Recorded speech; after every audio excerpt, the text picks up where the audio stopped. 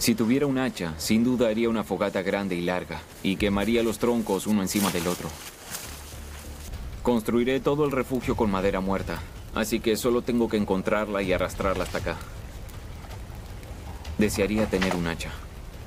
Hora de probarla.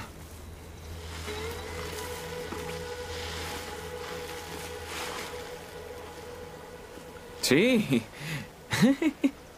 No estoy sobre el suelo.